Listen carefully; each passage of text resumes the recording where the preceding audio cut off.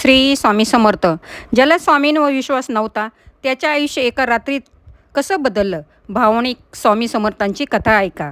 स्वामी समर्थ खरंच मदत करतात का, की लोक फक्त गोष्ट बनवतात?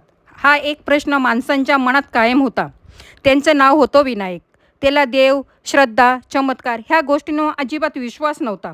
तो नेहमी लोकांना सांगायचा, म्हणायचा, मेहनत केली तरच सगळं मिळतं, देव काय मदत करत नाही. हां, गावातले लोक त्याला समजवायचे, एकदा स्वामी समर्थांचे नाव घे, पण तो हसायचा, मी अशा गोष्टींवर विश्वास ठेवत नाही. विनायकाची बायको मात्र स्वामींची खूप भक्त होती. ती रोज दिवा लावायची, श्री स्वामी समर्थ जप करायचे, पण हे विनायकाला अजिबात आवडायचे नाही.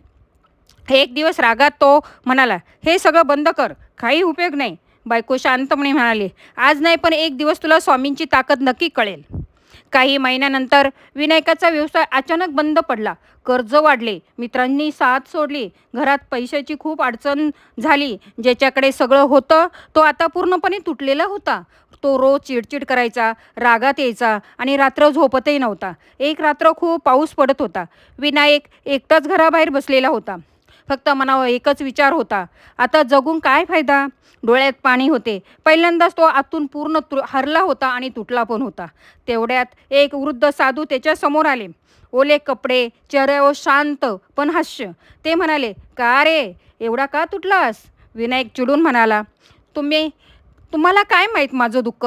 साधू हसले, हा हा, आणि म्हणाले, हे सगळं असं वाटतंय ना. विनायक थक्क झाले, कारण हे शब्द त्याच्या मनात चालले होते.